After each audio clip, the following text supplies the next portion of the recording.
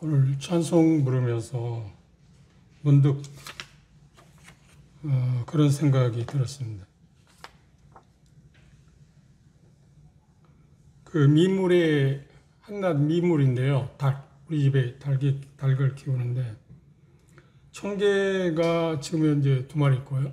한 쌍. 그리고 백봉이라고 하는 하얀 닭. 그게 수탉 1마리야 암탉 2마리가 있었는데 요즘 한 달 사이에 한 5마리인가 잡아갔어요. 참 뭐가 잡았는지 모르겠어요. 그런데 뭐 이웃의 말 들으니까 고양이가 잡아간다고 그러는데 고양이는 아니고 사기나 아마 너구리가 잡아갔을 거다. 그런데 3일 전인가 흰닭 그 백봉이 수탉을 잡아갔어요. 수탉을 잡아갔는데 이제 암컷만 2마리 남았잖아요. 그런데 그 개들이 같은 닭인데 청개는 청개들끼리 어울리고 백봉 하얀 닭은 하얀 닭끼리 어울립니다. 그런데 수탉이 잡아갔으니 없으니까 암탉 2마리가 의지할 게 뭘까 생각하는데 전에 몇 마리 잡아갔을 때 그 닭장이 몇 군데 있는데 그쪽으로는 절대 안 들어가요. 여튼 절대 안 들어가요. 왜냐하면 그 애들도 미물이지만 아마 그로 들어가면 또 잡혀갈 것 같다. 안 들어가다가 그 나무 쌓아놓은 위에 있다가 결국 수컷이 잡혀갔는데 먹이가 됐는데 재미있는 건 의미 있는 것은 참 미물인데도 대단해요. 이제까지 어울리지 않았는데 청개 닭을 장닭을 의지하더라고요. 청개 장닭이 들어가는데 그쪽 그 칸에는 절대 안 들어간 자리인데 그쪽에 들어갔는데 어제부터 그쪽으로 들어가시나. 그래서 미물의 닭도 그 리더, 자기를 보호해 줄 사람을 찾는구나. 그리고 그 날개 밑에 거하기를 원하거나 하는 그런 모습을 보면서 우리가 하나님의 그 보호하심 아래 있다고 하는 것이 얼마나 다양스러운 일인가. 힘들 때, 그러니까 그 닭이 아마 그 환란, 나름의 그 수탉이 먹이가 됐잖아요. 그러지 않았으면 그 청개 수탉한테 갈 일이 없잖아요. 그런데 그게 없으니까 보호받기 위해서 청개 수탉을 의지하는 걸 보니까 참 미물인데도 그러니까 닭대가리라고 하는데 닭대가리가 아닙니다. 참 신기해요. 그 정말 놀라운 걸 제가 봤습니다. 하나님의 그 보호하심 아래 우리가 있다는 걸 얼마나 잘하는 일인가. 그리고 안정되고요. 그런 부분을 오늘 그 찬송을 부르면서 생각이 났습니다.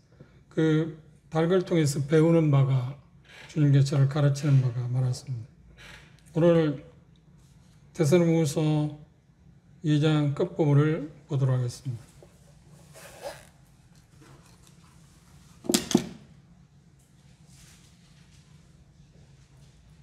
13절에서 17절의 말씀까지 한 절씩 교독하겠습니다. 먼저 제가 13절 읽겠습니다. 주의 사랑하시는 형제들아, 우리가 항상 너희를 위하여 마땅히 하나님께 감사할 것은 하나님이 처음부터 너희를 택하사 성령이 거룩하게 하게 하심과 진리를 믿음으로 구원을 얻게 하심이니 이를 위하여 우리의 복음으로 너희를 부르사 우리 주 예수 그리스도의 영광을 얻게 하려 하심이니라. 이러므로 형제들아 굳게 서서 말로나 우리 편지로 가르침을 받은 유전을 지키라.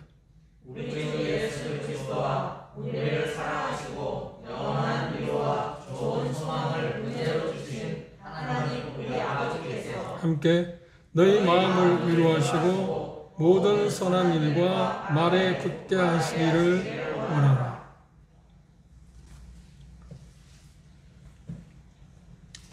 이 본문은 우리가 본 것처럼 지난 시간에 본 것처럼 첫째, 지금은 어느 시대에 있다고요? 무엇인가 적그리스도가 불법의 자식, 멸망의 자식이 나타나는 것을 억제시키고 있는 그런 시대에 우리가 지금 현존하고 있습니다. 지금 시대가 그렇습니다. 그리고 그게 끝나게 되면 바로 이어서 먼저 반역의 때 불법이 성하고 법의 통제가 제거되고 그래서 불법한 자가 나타날 거다. 그리고 그렇게 되면 마지막 심판의 때가 온다고. 이때 주 예수 그리스도께서 적그리스도를 패배시키고 멸망시킬 뿐만 아니라 적그리스도의 거짓말, 기적과 이적 그걸 통해서 유혹하는데 그 유혹에 넘어간 사람들을 하나님께서 정죄할 거다. 멸망시킬 거라고는 내용을 이야기했습니다. 그리고 이 말씀에 보면 지금 사단의 활동에 대한 경고, 그렇죠? 적그리스도 주의 날에 대한 것에 대해서 잘못 오해하고 있는 부분을 알려주고 경고하고 나서 이제 하나님의 활동하심에 대한 역사, 그 혼돈으로부터 영원하고 그 다음에 안전한 것이 우리에게 주어졌다는 것을 이야기하므로 데살로니가 지역 성도들을 위로하고 있는 내용으로 되어 있습니다. 우리가 공부한 것처럼 데살로니가 지역의 성도들에게 오는 가장 큰 고난, 시련, 환난이라고 하는 것이 세 가지 있었다고 그랬습니다. 그래서 우리는 그 환난이나 고난, 시련들을 우리는 이야기할 때 어떤 육체적인 질병이나 사업적인 어떤 문제나 인간관계의 훼손이나 그런 것들이 고난이고 시련이고 환난이라고 생각하고 또 앞으로 오게 될 어떤 그 핍박, 박해 그런 것들이 환난이라고 생각하는 것, 그 물론 환난 중에 하나에 속한 겁니다. 그러나 그 중에서 빼놓을 수 없는 것이 뭐냐면 거짓 가르침 때문에 오는 그 고통도 있습니다. 데살로니가 지역 성도도 그렇지 않나요? 데살로니가 지역 성도들은 세 개의 커다란 고통 가운데, 세 가지의 커다란 고통 가운데 있습니다. 첫째가 뭐였나요? 반대 또는 박해를 받았습니다. 그 다음에 거짓 가르침으로 인해서 그들이 대단히 고통을 받았어요. 혼란스러웠다고 하는 걸 떠나서 고통을 느꼈어요. 그건 참 고통스러운 일입니다. 이것처럼 큰 환난이 있을 수 없습니다. 그런데 우리는 그것을 가리켜서 환난이라고 생각지는 않지 않나요? 그렇죠? 진리가 무시되고 비일지열 성행하는 그런 것들을 고통이라고 생각지를 잘 않습니다. 그러나 뭐니 해도 하나님의 사랑하고 하나님의 말씀을 존중히 여기는 사람들에게 있어서 그건 정말 큰 고통입니다. 커다란 문제가 아닐 수 없습니다. 그 다음 세 번째가 뭐냐면 유혹이었어요. 도덕적으로 그를 계속해서 잘못된 대로 이끌어가고자 하는 그런 유혹이 그들에게 있었습니다. 이것이 데살로니가 지역 성도들이 당하고 있는 환난이었습니다. 그것을 육체적인 환난이 있었습니다. 핍박입니다. 그 다음 지적인 환난이 있었습니다. 거짓 교사들의 거짓 가르침이 있었습니다. 그리고 도덕적인 환난이 있었습니다. 그게 뭐라고요? 죄에 대한 유혹입니다.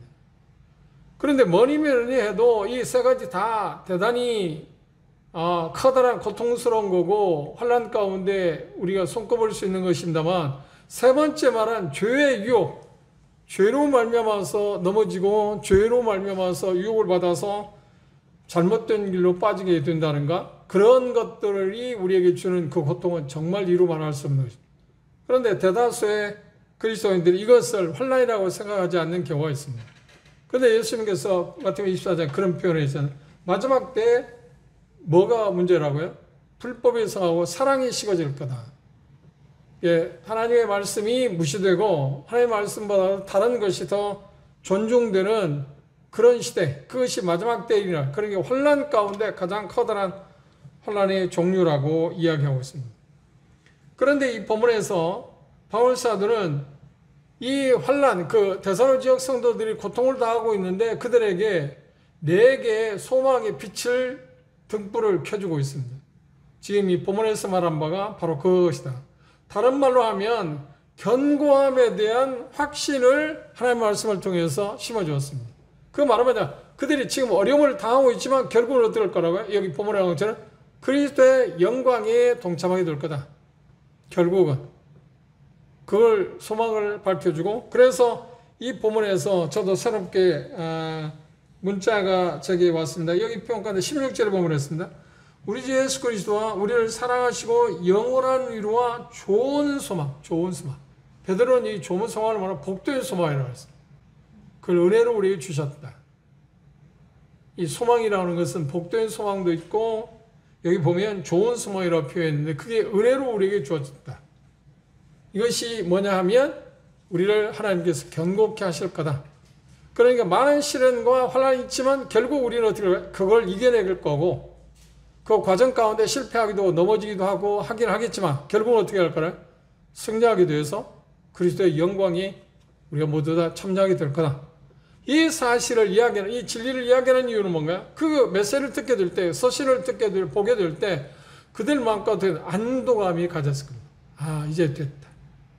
그렇지, 우리가 생상할 수 없는 일을 당하고 있지만 결국 우리는 그것들을 견뎌낼 거고, 견뎌낸다는 말 하나님께서 성령을 통해서 견뎌내게 하실 거고, 결국 그리스도의 영광이 이르게 할 거라고 그 확신을 그들의 심어짐으로 인해서 이 환난을 이길 수 있는 유일한 방법, 환난을 당하고 있는 그들에게 위로의 메시지가 바로 그거라고 하는 이야기입니다.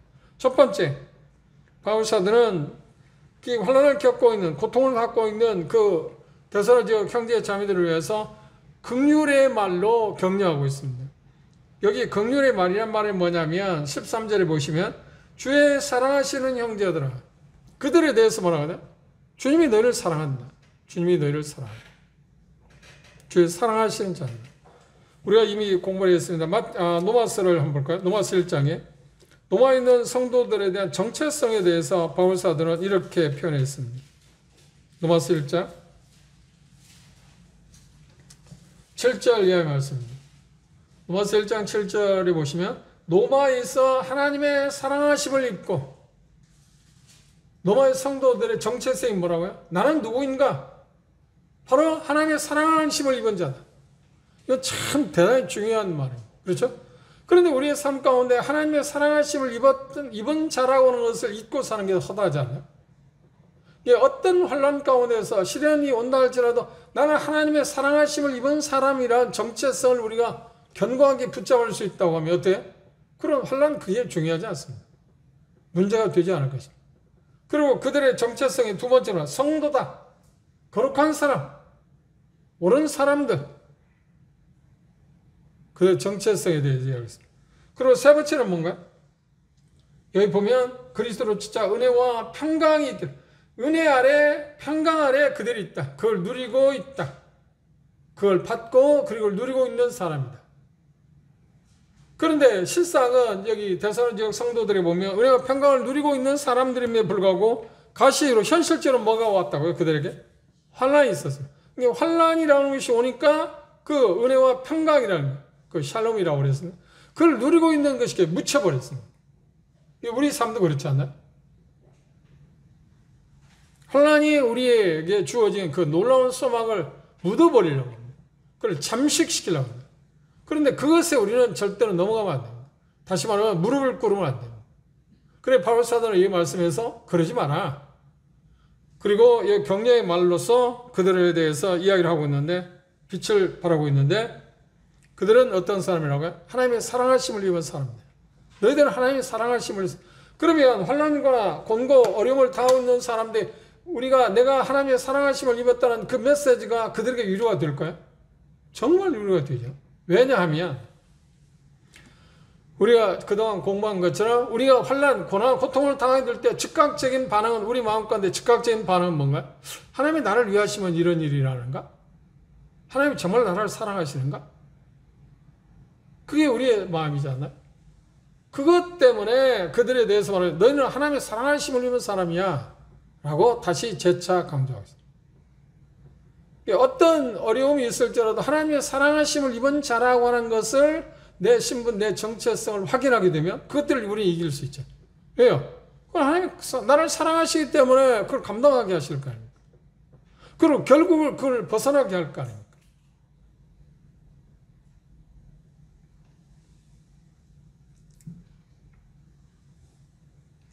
주님의 사랑하심을 입은 사람이라고 하는 말을 듣게 될 때 그들은 심한 고통, 고난, 우리가 지금 이야기한 것처럼 도덕적인 시험이나 지적인 시험이나 육체적인 시험들, 그런 고통들을 너끈히 견뎌낼 수 있다는 거예요. 그래서 그들에 대해서 바로 여러분들은 하나님의 사랑하심을 입은 사람들. 우리의 삶 가운데서 그런 어려움이 올 때마다, 힘든 일이 있을 때다, 역경, 그런 일이 올 때마다 이 말씀을 생각해요. 나는 하나님의 사랑하심을 입은 사람이야. 그런데 그때마다 역경, 고통, 시련들 올 때마다 우리는 하나님이 나를 사랑하심을 입은 사람이라는 것을 생각하지 않습니다. 정반대로 생각하지 않나요? 심지어 하나님이 나를 미워하는가? 하나님이 나를 위하시는 게 아니라 나를 대적하고 있는 거 아닌가? 그리고 하나님의 사랑하심을 입은 자라고 하는 거하고 전혀 반대되는 생각 아닌가요?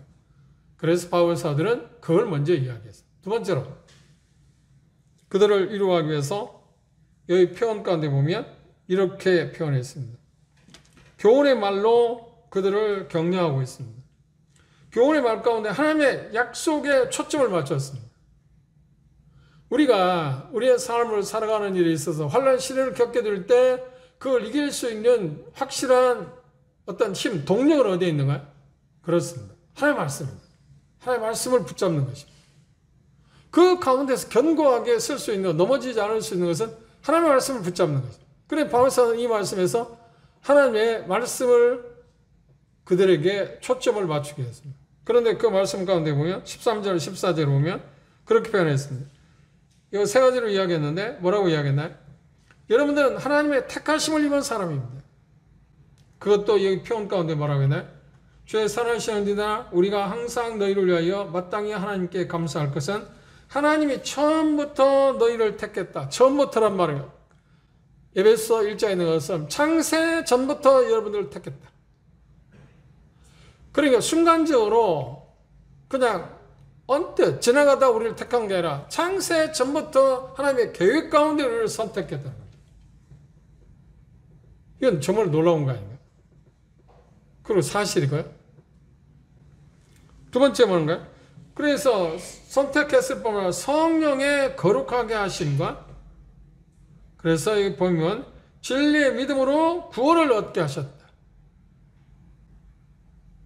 여기 구원을 얻게 하셨다는 말을 왜 이야기했을까요? 지금 누구에게 지금 이야기하고 있나요? 지금 환난을 겪고 있는, 고난을 겪고 있는 그들에게 이야기하고 있어요. 여러분들은 창세 전에 선택했고 구원에 이르게 했다. 그러면 자기들이 지금 당하고 있는 시련들을 생각하면서 자기들은 구원에 대해서 가망성이 보이는 거야, 안 보이는 거야? 희망적인 거야? 대단히 지금 그들의 마음이 불안하지 않나? 근데 구원에 이르게 했다고 하는 그 말씀을 듣게 돼. 하나님의 말씀을 듣게 될 때, 아, 그렇지. 하나님이 우리를 이런 시련 가운데 지금 허용하고 있을지마다 우리에게 오고 있지만, 그럼에도 불구하고 어떻게? 우리는 궁극적으로 구원에 이르게 될 거다. 왜? 창세 전에 이미 처음부터 하나님이 계획했고 그 계획에 따라서 우리를 구원하셨기 때문에 중간에 어떤 일이 있어도 그걸 변할 수 있는 게 아니잖아요. 하나님의 사랑이 불변한다는 것을 언급하기 위해서 이야기했습니다. 그리고 하나님의 복음으로 그것을 얻게 하기 위해서 하나님의 복음으로 뭐라고요? 우리를 부르셨을 뿐만 아니라 자 14절 보십시오. 이를 위하여 우리 복음으로 너희를 부르사 우리 주 예수 그리스도의 영광을 얻게 하려. 그리스도의 영광에 이르게 할 거다. 결국은 영광에 도달하게 할 거다. 그런 게 뭐예요? 지금 당하고 있는 시련과 환난이 온다 할지라도 그리고 주의 날이 왔다 그래서 지금 시의 동심하고 혼란스럽지 않나요? 그리고 그들에게 당하는 세 가지 환난이 있었습니다. 그럼에도 불구하고 결국은 어떻게 해요? 그들이 그것을 무난히 이기고 결국은 고난이 종지부를 찍을 날이 올 거다. 그래서 고난의 종지부가 찍는다는 말은 뭘 말하는가? 여기 말하는 그리스도의 영광이 이르는 날이 올 거다. 그 하나님의 말씀을 이야기했습니다. 이게 우리가 삶을 살아가면서 여러 가지 시련들, 어려움이 있을 때마다 아, 결국은 내가 지금 어려움을 겪지만 이것을 하나님께서 감당하게 하고 그걸 넘어서게 하고 견디게 하실 뿐만 아니라 결국은 어떻게 할까요? 우리가 그것에 의해서 잡아먹히는 게 아니라 그렇죠. 환난 시련 그것이 나를 삼키게 하지 않고 결국은 그래서 영광이 이르게 될 거라는 것을 우리가 확신한다 보면 어떤 시련 고통이 온다 할 때 우리는 견고할 수 있지 않아요? 실상 어떤 면에서 사단의 세상은 육신은 우리에게 이런 시련 고통을 통해서 우리를 무너뜨리려고 하잖아요. 이 말씀에서 오늘 견고하다는 말 두 번 써야겠습니다. 그 견고하는 그 확실한 어떤 기초에 당당히 서 있도록 하지 못하도록 서지 못하도록 하기 위해서 그렇게 잘못 오용하고 있습니다. 우리 마음 가운데 그런 마음을 갖게 합니다. 그 다음 세 번째로 이 말씀에 보면 그런 표현을 했습니다. 하나님의 약속에 초점을 두었습니다. 하나님의 약속은 무엇인가요? 하나님은 우리를 사랑하신다고 합니다. 그리고 결국 너희는 하나님의 가족이다. 그리고 하나님이 너희를 택하여 구원받게 하셨다. 그 다음 네 번째 뭔가요? 그분의 축복으로 말미암아서 우리는 어떻게 한가요? 예수 그리스도의 복음으로 말미암아 우리를 부르셨다. 그 다음 성령과 믿음으로 말미암아서 우리를 거룩하게 하셨다. 성화의 과정 가운데 있다. 왜 이 말씀을 하시냐면 지금 우리가 고통을 당하고 싫은 고난을 당하는 것은 성화의 과정 가운데 하나의 필수적인 거라는 거예요. 고난이 하나님이 우리에게 왜 허락하시는가? 성화의 과정 가운데 필요한 것이죠. 그리고 여기 표현하는데 어느 날 우리는 어떻게 할 거라고요? 그리스도의 영광이 이르게 될 거다 라고 하는 이야기를 했습니다. 세 번째 말씀을 보시면 유로의 말씀이 뭐냐면 여기 그렇게 이야기했습니다. 그들에게 대해서 권면의 말을 사용하고 있습니다. 15절 주목해 보십시오. 이러므로 형제들아 굳게 서서 말로나 우리 편지로 가르침을 받은 유전을 지키라. 이 유전은 사도들의 가르침입니다. 고난 시련을 겪게 될 때 우리가 할 수 있는 게 뭔가요? 바울사는 권면했습니다. 굳게 서라. 굳게 설 수 있는 유일한 방법이 뭔가요? 이 말씀이 뭐예요? 사도들의 가르침에 따라서 우리가 준행하는 것입니다. 그러니까 오늘날 말이면 하나님의 말씀에 굳게 서는 것입니다. 그래야만 우리의 시련을 견뎌낼 수 있지 않나요? 여러분들이 이제까지 삶을 살아서 주님을 섬기면서 여러 가지 시련도 겪지 않았나요? 시련을 겪을 때 여러분들 버티게 한 게 무엇이었나요? 하나님의 말씀, 그 어떤 약속의 말씀들을 우리가 붙잡을 때, 그 말씀이 우리의 마음 가운데 우리 자신들을 사로잡을 때 우리를 버티게 했지 않나요? 그래서 이 표현 가운데 사도들의 가르침, 유전을 지켜라. 그것에 쓰게 된다면, 그걸 의지하게 된다면 우리는 견고할 수 있다. 어떤 시련, 어떤 풍랑이 온다 할지라도 견뎌낼 수 있을 거라 라고 이야기하고 있습니다.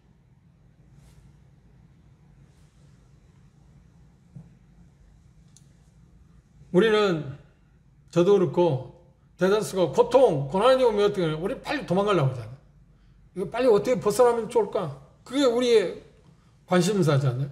그런데 이 바울 사도는 이 말씀에서 보면 그들이 시련을 겪을 때 그것을 벗어나게 해달라고 기도하고 있는가요? 아니요, 그런 이야기 없어요. 그 고통을 당하고 있잖아요. 그 고통을 면제시켜달라고 기도하고 있는가요? 아니요, 그런 내용이 아니에요. 반대로 뭐라고 이야기하는 거예요? 우리는 고통을 당하게 될 때 빨리 달아내라고 해요. 그런데 하나님께서 고난을 허락하신 이유가 하나님의 은혜와 또 자비, 사랑, 그리고 성도로서 마땅히 그것들을 통과해야만 하나님의 영광을 드러낼 수 있기 때문에, 다시 말해 성숙할 수 있기 때문에 하나님께서 허락하신 것이라는 것을 우리가 바라볼 수 있다고 하면 그것들을 우리가 견뎌낼 수 있을 거라고 생각합니다. 여기 말씀에서 우리가 주목해야 할 게 바로 그것입니다.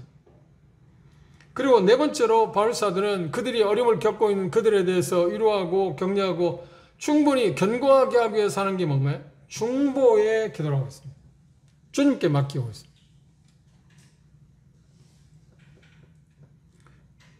데살로니가서 1장을 볼까요? 이미 우리가 공부했습니다. 1장 3절에 보면 그랬어요. 형제들아, 우리가 너희를 위하여 항상 하나님께 감사할지니 이것이 당연하면 너희 믿음이 더욱 자라고 너희 각 사람이 서로 사랑하는 풍성. 이 표현을 하나님께 감사, 하나님께 의탁을 했습니다.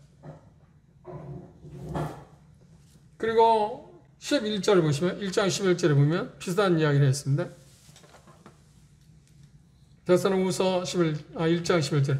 이러므로 우리도 항상 너희를 위하여 기도하면 우리 하나님이 너희를 그 부르심에 합당한 자로 여기시고 모든 선할 기쁨과 믿음의 역사를 능력으로 이루게 하시고, 기도하고 있어요. 그들을 위해서 기도하고 있습니다. 그리고 2장 지금 본문에서 나오는 것처럼 16절, 17절에서도 바울사도는 그렇게 해요. 16절 보십시오. 2장 16 끝부분에 우리 주 예수 그리스도와 우리를 사랑하시고 영원한 위로와 좋은 소망을 은혜로 주신 하나님 우리 아버지께서 너희 마음을 위로하시고 모든 선한 일과 말에 굳게 하시기를 원하는 중보기도 하고 있습니다. 이것은 우리가 서로를 위해서 해야 할 항목입니다. 그렇죠? 내 주변에 다른 형제자매 어려움을 겪게 될 때 하나님께 그를 위해서 의탁하고 기도하는 게 필요합니다. 이것이 우리 서로 지체된 사람들이 해야 할 일 아닌가요? 그리고 고난에 대해서 나왔기 때문에 참고적으로 하나님이 고난을 허락하시는 이유가 뭘까요? 일반적으로 고난은 사람이 하나님 앞에 범죄함으로 말미암아서 그냥 일종의 뭐로 왔나요? 하나님의 심판으로 우리에게 주어진 것이다. 그리고 고난 피할 수 있는 사람 아무도 없어요. 하나님을 향해서 패역한 길을 걸어왔기 때문에 우리의 고난이 있습니다. 그건 당연한 일이고요. 그런데 그리스도 안에 들어왔을 때 하나님께서 하나님의 자녀들에게 고난을 허락하신 이유가 여러 가지 있습니다. 그 중에 몇 가지를 간추리면, 첫째, 믿음을 지켜주시기 위해서. 그 말은 무슨 말인가요? 우리가 야고서를 이미 공부했으니까 우리의 믿음을 더욱더 한층 어떻게 견고하기 위해서. 야고서 1장 2절부터 보시면, 내 형제는 너희가 여러 가지 시험을 만나거든 온전히 기쁘게 여기라. 이는 너희 믿음의 시련이 인내를 만들어내는 줄 너희가 압니다. 인내를 온전히 이루라. 이는 너희로 온전하고 구별하여 조금도 부족함이 없다. 하나님께서 고난을 허락하시는 이유는 우리의 믿음을 성숙시키기 위해서, 견고하게, 더 튼튼하게 다지기 위해서, 면역력을 키우기 위해서 바꿔 말하는 그죠? 두 번째, 고린도전서 3장 13절에 15절에 보면 오류, 잘못된 것을 들춰내기 위해서. 그 말이 이해가 하시는가요? 한번 보십시오. 고린도전서 3장 보십시오. 각각 공룡이 나타날 텐데 그 날이 공룡을 밝히는 이는 불로 나타내고 그 불이 각 사람의 공룡이 어떠함을 시험할 것임이라. 이거 시험이라고 그랬어요. 테스트한다. 만일 누구든지 그 위에 세운 공룡이 그대로 있으면 상을 받고 누구든지 공룡이 불타면 해를 받으리니 그러나 자기는 구원을 얻되 불 가운데서는 테스트하기 위해서 우리의 삶의 어떤 질이나 우리의 삶의 어떤 그리스도의 삶을 살아가는 일에 있어서 어떤 진위 여부를 드러내기 위해서 우리의 시험을 허락한다. 일반적으로 우리는 역사나 일반적으로 그것이 나타나고 있는 게 사실인가요? 다윗이 왕이었을 때 주변의 사람들, 처음 왕이었을 때 주변에 있는 사람이 다 충성스러운 충신으로 생각했어요. 다 다윗을 위하는 것처럼 했어요. 그런데 압살롬에 의해서 반역이 일어났을 때 드디어 뭐가 드러나나요? 정말 다윗을 위하는 사람하고 쉽게 말하면 충신과 간신이 드러났잖아요. 그 테스트. 그러니까 다윗에게서 대단히 고통스러운 일, 물론 자기 범죄로 말미암아서 온 것이지만, 그리고 더 고통스러운 건 자기 아들이 반역을 꾀했다는 게, 압살롬에 의해서 반역을 꾀했다는 게 얼마나 가슴 아픈 일입니까? 그런데 그 일로 인해서, 그 시련을 통해서 다윗은 뭘 발견했나요? 하나님께서 다윗의 그 시련을 허락하신 이유 가운데 빼놓을 수 없는 죄로 말미암아서 주어진 것이다 합니다. 그리고 또 하나는 뭔가? 테스트합니다. 네가 정말 의지할 수 있는 사람입니다. 너를 정말 충성스럽게 따라할 수 있는 사람이 누군가를 밝히기, 드러내기 위해서. 하나님께서 우리에게 시련, 고통을 허락하시는 이유가 뭐냐면 우리의 신앙의 진위 여부, 그걸 드러내기 위해서 우리가 허락하신다. 어려움이 없을 때 한번 보세요. 어려움이 없을 때 우리는 하나님을 섬기는 일에 있어서 진위 여부를 잘 드러나는가요? 잘 섬기는 것 같지 않나요? 그런데 시련들이 온 게 되는데 진면목이 드러나지 않아요? 진짜 모습이 드러나요.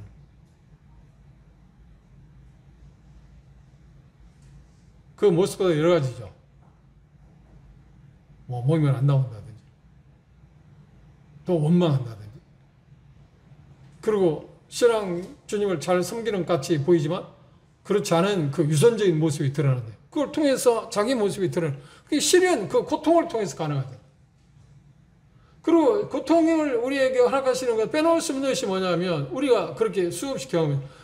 시련이 오면 우리는 즉각적으로 어떤 반응을 보이는 거야? 절실한 기도를 하는 거예요. 그때 절실한 기도.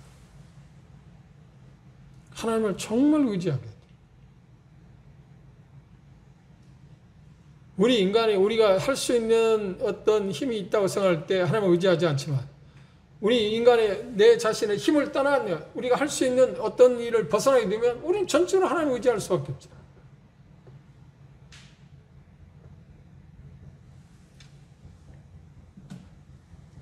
그리고 히브리서 5장 18절에 보면 예수님의 삶에 대해서 이야기한 것처럼 순종을 가르치기 위해서 우리를 예수님과 고난을 통해서 순종을 배웠다. 그러면 우리에게 고난은 좋은 것인가요? 그렇죠. 가시적인 의미에서 그 자체는 좋은 게 아닙니다. 그런데 고난이 우리에게 주는 선물. 그러면 하나님께서 고난을 우리에게 주실 때 사랑하시기 때문에 허락하는 게 아닙니다. 히브리 12장에 뭐라고 해요? 사생애가 아니고 자식이기 때문에 허락한다고 그러잖아요. 고난이 없으면 뭐라고 해요? 내가 친자식이야. 사생하다. 그런데 우리 고난이 올 때 사생아라고 생각하지 않나요? 오히려 반대로. 내가 친자식이기 때문에 오는 거라고 생각하지 않아요. 사생하기 때문에. 그러니까 또 하나 궁극적으로는 어떤가요? 우리는 겸손을 가르쳐요. 하나님만을 의지하게 하고 있어요. 그래서 12장 7절에 바울사도 그렇게 했어요. 하나님께서 모든 그 어떤 수없는 많은 시련들을 겪겠는데 그 시련을 겪게 한 이유는 하나님만을 의지하고 하나님밖에 필요 없다. 그러니까 끝으로 하나님께서 고난을 허락하시는 궁극적인 건 뭔가요? 하나님께서 친히 그걸 통해서 영광을 받게 하기 위함이고 이 말씀해 본다면 그리스도의 영광에 들어가기 위해서 우리가 허락하시는 것입니다. 그러면 이 본문을 통해서 바울 사도는 데살로니가 지역 성도를 얼마나 사랑했는가 하는 것을 알 수 있어요. 그리고 그들이 고난을 다 겪고 있을 때 그들을 어떻게 위로하고 격려할 수 있는가 하는 것을 알았어요. 그 중에 빼놓을 수 없는 것이 뭔가요? 그들의 정체성을 확립시켰어요. 여러분들 하나님이 사랑하시는 사람들.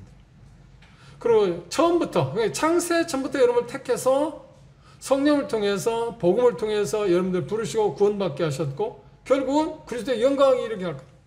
그래서 결론은 무엇인가요? 장차 모든 고난의 끝날이 올 거다. 그런데 모든 고난의 정점은 무엇인가요? 우리가 지난 시간에 본 것처럼 적그리스도가 나타나서 세상을 지배할 때 고난의 정점에 이르게 될 것입니다. 물론 우리는 그 고난에 참여하지 않죠. 이미 그 전에 우리는 죽어들 거니까. 계시록 21장 1절에서 5절 보면 그게 다 끝나게 될 거라고. 그때까지 우리는 어떻게 한가요? 선하신 하나님의 사랑을 의지하고 그리고 우리를 통해서 우리를 위해서 우리 안에서 능히 선을 이루실 그 하나님. 그래서 17절 끝절에 뭐라고 했나요? 너희는 너희 마음을 위로하시고 모든 선한 일과 말에 굳게 하시기를 원한다. 하나님 그렇게 하실 거라. 그리고 궁극적으로 어떻게 할 거예요? 그리스도의 영광이 이르게 될 거다. 그래서 우리 시를 겪게 될 때 뭘 바라보라고요? 여기 표현 가운데 표현을 그렇게 표현했어요. 뭐라고 표현했나요? 영원한 위로, 좋은 소망. 좋은 소망이 뭔가요? 영원한 위로하고 좋은 소망 같은 의미입니다. 그럼 우리에게 영원한 위로, 좋은 소망은 무엇인가요? 그렇지. 우리는 끝까지 견디게 될 것이고 결국은 어떻게 될 거라고요? 그리스도의 영광이 이르게 될 거다. 힘들 때, 어려운 일을 당할 때마다 이 말씀을 붙잡읍시다. 바울 사도는 뭐라고 하냐? 우리가 전한 메시지에 말씀에 뿌리를 내리라. 그걸 붙잡아라. 그래야 견고할 수 있다. 시련은 우리로 하여금 견고성을 흔드는 것입니다. 흔들어 보는 것입니다. 우리가 쉽게 해서 유추해서 생각해 보면 여러분들이 많이의 경우 어떤 제가 어렸을 때 제가 그걸 잘 못합니다. 나무를 잘 못해요. 그런데 친구들이 나무를 잘 타요. 그래 새끼가 높은 데 집을 둥지를 두고 있잖아요. 그걸 내리기 위해서는 누가 올라가냐? 나무 잘 타는 사람 올라가요. 친구들 올라가요. 나는 올라가지 못해. 아이고. 그런데 나무 올라가서 밑에서 만약 흔들면 어떠는 거야?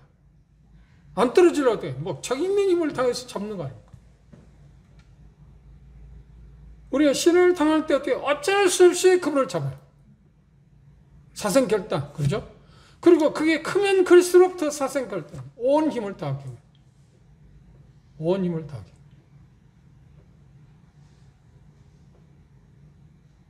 저번에 제 주변에 우리 주변에 그러니까 악성 종양으로 말미암아서 시련을 겪고 있는 형제 자매들 있지 않나요?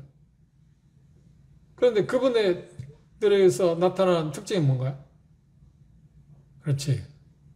물론 하나님께서 주신 그 의사들 어떤 약 그것들을 무시하는 건 아니지만 그것들을 통해서 하나님께서 그들을 치유하기를 고치시기를 기대합니다.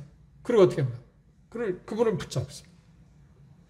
다른 어떤 질병과 뭐 코로나 걸렸을 때하고 암 걸렸을 때하고 그분을 붙잡는 게 다를까요? 똑같을까요?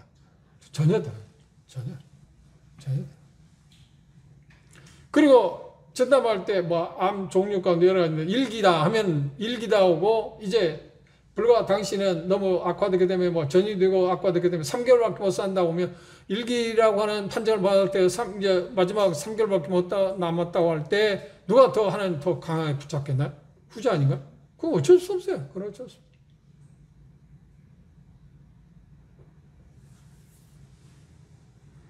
우리는 이제까지 그런 다양한 시련들을 겪어왔습니다.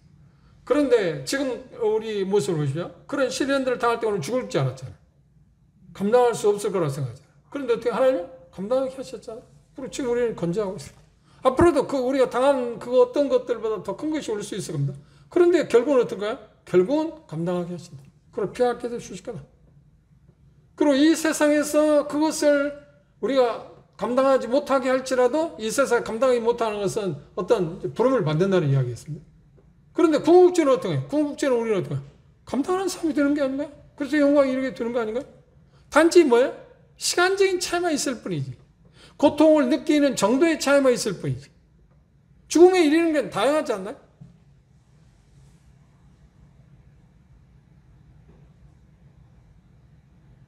우리에게 좋은 소망. 그것을 뭘로 주셨다고요? 은혜로 우리죠. 은혜로 우리에게 주셨다. 그냥 선물이라는 거예요. 그걸 바라보고 우리가 당하고 있는 시련들을 잘 견뎌내기 위해서 바울 사도 이 본문에 말씀하고 있는 데살로니가 성도들에게 권하고 있는 것처럼 굳게 섭시다. 하나님이 결국 우리를 굳게 세우실 겁니다. 그리고 고난은 언젠가 끝날 것입니다. 그것이 우리가 바라는 최대의 소망 아닌가요? 그분의 다시 오심. 그분이 다시 오심이 점점 가까워지고 있다. 왜 이야기를 하고 있냐? 앞에서 이 세상에 엄청난 주의 날이라고 하는 시련의 때가 오기 때문에 그것과 아울러서 이제 그런 일을 당하지만 여러분들 그 일을 당하지 않을 거고 그게 버금가지는 못하는데 그보다 못한 어떤 시련을 겪게 될 때 하나님께 어떻게 그걸 감당하게 할 거고 결국 어떻게 할 거라고? 우리 이기게 하실 거다. 그래서 그들을 세우고 있습니다. 하나님 참 놀라우신 분입니다. 우리 마음가운데 이 말씀을 통해서 위로를 받을 수 있기 바랍니다. 그리고 끝에 우리가 이야기한 것처럼 다른 형제자매들이 우리 이웃이 그런 일을 당할 때 우리는 어떻게 한다고요? 그들을 위해서 하나님께 중보하는 게 필요합니다. 그 문제를 가지고 하나님께 나가서. 우리는 그걸 위해서 기도하고 있지 않나요? 기도합시다.